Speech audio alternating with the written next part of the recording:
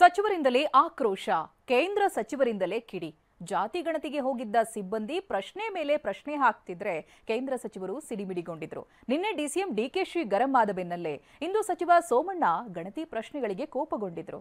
ಅಷ್ಟಕ್ಕೂ 2 ದಿನದಲ್ಲಿ ಬೆಂಗಳೂರಿನಲ್ಲಿ ಎಷ್ಟು ಮನೆ ಸರ್ವೆ ಆಗಿದೆ ಅನ್ನೋ ಡೀಟೇಲ್ಸ್ ಇಲ್ಲಿದೆ ನೋಡಿ.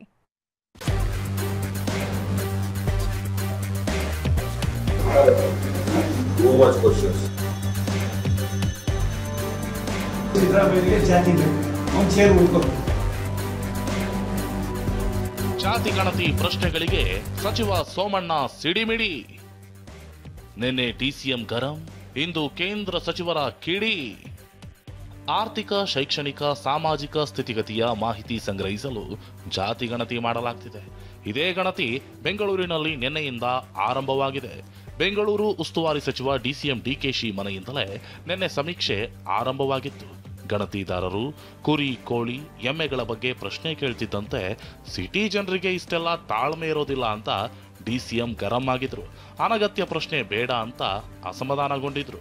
ಇಂದು ಸಚಿವ ವಿ ಸೋಮಣ್ಣ ಮನೆಗೆ ಗಣತಿಗೆ ಹೋಗಿದ್ದ ಗಣತಿದಾರರಿಗೂ ಅದೇ ಪರಿಸ್ಥಿತಿ ಎದುರಾಗಿತ್ತು. ಇಂಥ ಪ್ರಶ್ನೆಗಳೆಲ್ಲ ಯಾಕೆ ಬೇಕು ಅಂತ ಸಚಿವ ಸೋಮಣ್ಣ ಆಕ್ರೋಶ ವ್ಯಕ್ತಪಡಿಸಿದ್ರು. ಎಷ್ಟು ಬೇಕೋ ಅವ್ನಿಗೆ ಏನು ಬೇಕು, ಸಿದ್ದರಾಮಯ್ಯಗೆ ಜಾತಿ ಬೇಕು, ಅವ್ನು ಚೇರ್ ಉಳ್ಕೋಬೇಕು, ಅದು ನಿಮ್ಮನ್ನೆಲ್ಲ ಇದರ ಅವಶ್ಯಕತೆ ಇತ್ತು. ಮದುವೆ ವಯಸ್ಸಿನ ಪ್ರಶ್ನೆಗೆ ಸೋಮಣ್ಣ ಗರಂ.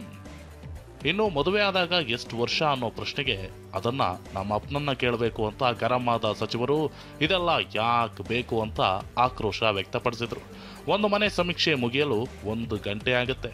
ಹೀಗಾಗಿ ಸಮೀಕ್ಷೆ ಮುಗಿಯೋಕೆ 6 ತಿಂಗಳು ಬೇಕಾಗತ್ತೆ ಅಂದ್ರು.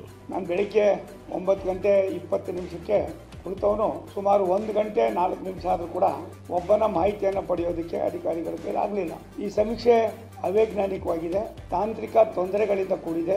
ಮಾಹಿತಿ ಇಲ್ಲದೆ ಇರ್ತಕ್ಕಂಥ 10 ಭಾಗವನ್ನು ವ್ಯವಸ್ಥೆಗಳನ್ನು ತಂದು ಯಾರೋ ಸರಿಯಾಗಿ ಮಾಹಿತಿ ಕೊಡ್ತೀನಂತಿರೋ ಅವರು ಕೂಡ ಕೊಡದೆ ಹೋದಕ್ಕೆ ಇದೊಂದು ದೊಡ್ಡ ಉದಾಹರಣೆ ಆಗಿದೆ. ಸೋಮಣ್ಣ ಗರಂ ಆಗಿರೋ ಬಗ್ಗೆ ಪ್ರತಿಕ್ರಿಯೆ ನೀಡಿರೋ ಡಿಸಿಎಂ ಡಿಕೆಶಿ, ನಾನು ಕೂಡ ಅನಗತ್ಯ ಪ್ರಶ್ನೆ ಕೇಳಬೇಡಿ ಅಂತ ಗಣತಿದಾರರಿಗೆ ಹೇಳಿದ್ದೇನೆ, ಆದರೆ ಅವರು ಏನ್ ಮಾಡ್ತಾರೋ ನೋಡಬೇಕು ಎಂದಿದ್ದಾರೆ. ನಾನು ಆಫೀಸರ್ಸ್ ಹೇಳಿ ಕಳಿಸಿದ್ದೀನಿ, ಕೋಳಿ ಕುರಿ ಎಲ್ಲ ಬೆಂಗಳೂರು ಸಿಟಿಯವ್ರಿಗೆಲ್ಲ ಕೇಳೋದೆಲ್ಲ ಬಿಟ್ಬಿಡಿ, ನೀವು ಚಿನ್ನ ಇವೆಲ್ಲ ಕೇಳಕ್ ಹೋಗ್ಬಿಡಿ, ಅವೆಲ್ಲ ಪರ್ಸನಲ್ ವಿಚಾರ. ಎಷ್ಟು ವಾಚ್ ಇದೆ, ಎಷ್ಟು ಫ್ರಿಜ್ ಇದೆ, ಅವೆಲ್ಲ ಏನು ಕೇಳೋಂಥ ಅವಶ್ಯಕತೆ ಇಲ್ಲ ಅನ್ನೋದು ನಾನು ಅವ್ರಿಗೆ ಅಡ್ವೈಸ್ ಮಾಡಿ ಕಳಿಸಿದ್ದೀನಿ. ಅವ್ರು ಏನು ಮಾಡ್ತಾರೋ ಗೊತ್ತಿಲ್ಲ. ಶಾಲಾ ಮಕ್ಕಳಿಂದ ಸಮೀಕ್ಷೆ ಮಾಡಿಸುತ್ತಿರುವ ಆರೋಪ. ಮೈಸೂರಿನಲ್ಲಿ ಕಾಲೇಜು ವಿದ್ಯಾರ್ಥಿಗಳಿಂದ ಸಮೀಕ್ಷೆ ಮಾಡಿಸಿರೋದು ಕಂಡುಬಂದಿತ್ತು. ಇತ್ತ ಬೆಂಗಳೂರಿನಲ್ಲೂ ಶಾಲಾ ಮಕ್ಕಳನ್ನ ಸಮೀಕ್ಷೆಗೆ ಬಳಸಿಕೊಂಡಿರೋ ಆರೋಪ ಕೇಳಿಬಂದಿದೆ. ಚಿಕ್ಕಲಸಂದ್ರ ಸುತ್ತಮುತ್ತ 7ನೇ ತರಗತಿ ಮಕ್ಕಳಿಂದ ಸರ್ವೆ ಮಾಡಿಸಿದ ಆರೋಪ ಕೇಳಿಬಂದಿದೆ. ಈ ಬಗ್ಗೆ ಜನರು ಪ್ರಶ್ನಿಸಿದ್ರೆ ಲೊಕೇಶನ್ ಸಿಗ್ತಿಲ್ಲ ಅಂತ ಸಬೂಬು ಹೇಳ್ತಿದ್ದು, ಗಣತಿದಾರರ ವಿರುದ್ಧ ಜನ ತೀವ್ರ ಆಕ್ರೋಶ ವ್ಯಕ್ತಪಡಿಸಿದ್ರು. ನಾವು ಅದೇ ಸಮಸ್ಯೆ ಎದುರಿಸ್ತಾ ಇದೀವಿ, ನಾವು ಅದಕ್ಕೆ ಉತ್ತರ ಕೊಡೋ ಅಂತ ನಾವಿಲ್ಲ. ಯಾಕಂದ್ರೆ ಅದಕ್ಕೆ ಈಗ ಮನೆಗಳನ್ನು ಹಂಚಿಕೆ ಮಾಡಿರೋದು ಎಲ್ಲ ನಮ್ಮ ಅದು ಏನು ಆಯುಕ್ತರು ಮಾಡಿರೋದು. ಆನ್ಲೈನ್ನಲ್ಲೂ ಜಾತಿ ಗಣತಿ ಮಾಹಿತಿ ನೀಡಲು ಅವಕಾಶ. ಮನೆಗೆ ತೆರಳಿ ಶಿಕ್ಷಕರು ಜಾತಿ ಗಣತಿ ಮಾಡ್ತಿರೋದು ಒಂದ್ ಕಡೆ ಆದ್ರೆ, ಆನ್ಲೈನ್ನಲ್ಲೂ ಕುಟುಂಬದ ಮಾಹಿತಿ ನೀಡಿ ಸಮೀಕ್ಷೆಯಲ್ಲಿ ಭಾಗಿಯಾಗಲು ಸರ್ಕಾರ ಅವಕಾಶ ನೀಡಿದೆ. ಆನ್ಲೈನ್ ಸಮೀಕ್ಷೆಯಲ್ಲಿ ಭಾಗಿಯಾಗಲು ಜನರಿಗೆ ಅವಕಾಶವಿದೆ. kscbc.karnataka.gov.in ವೆಬ್ಸೈಟ್ ಮೂಲಕ ಮಾಹಿತಿ ನೀಡಬಹುದು. ಸ್ವಯಂ ಮಾಹಿತಿ ಅಪ್ಲೋಡ್ ಮಾಡಲು ಅವಕಾಶ ನೀಡಲಾಗಿದೆ. ಸ್ಮಾರ್ಟ್ಫೋನ್ ಅಥವಾ ಲ್ಯಾಪ್ಟಾಪ್ ಮೂಲಕ ಸಮೀಕ್ಷೆಯಲ್ಲಿ ಭಾಗಿಯಾಗಬಹುದು. UHID ನಂಬರ್ ನಮೂದಿಸಿ ಸಮೀಕ್ಷೆಗೆ ಮಾಹಿತಿ ಸಲ್ಲಿಸಬಹುದು. ಈ UHID ನಂಬರ್ ಮೀಟರ್ ರೀಡರ್ಸ್ ಅಂಟಿಸಿರೋ ಸ್ಟಿಕ್ಕರ್ನಲ್ಲಿದೆ. ಇನ್ನು ಸಮೀಕ್ಷೆ ವೇಳೆ ವಿದ್ಯುತ್ ಮೀಟರ್ ಖಾತೆ ಸಂಖ್ಯೆ, ಪಡಿತರ ಚೀಟಿ ಸಂಖ್ಯೆ, ಆಧಾರ್ ಸಂಖ್ಯೆ, ಆಧಾರ್ಗೆ ಅಟ್ಯಾಚ್ ಆಗಿರೋ ಮೊಬೈಲ್ ಸಂಖ್ಯೆ, ಕುಟುಂಬ ಸದಸ್ಯರ ಆರ್ಥಿಕ, ಶೈಕ್ಷಣಿಕ ಹಿನ್ನೆಲೆ ಕುರಿತು ವಿವರ ಸಲ್ಲಿಸಬೇಕು. ಜೊತೆಗೆ ಆಧಾರ್ eKYC ಅಥವಾ ECG ಫೇಸ್ KYC ಆಪ್ ಮೂಲಕ ಫೇಸ್ ದೃಢೀಕರಣ ಮಾಡಬೇಕು.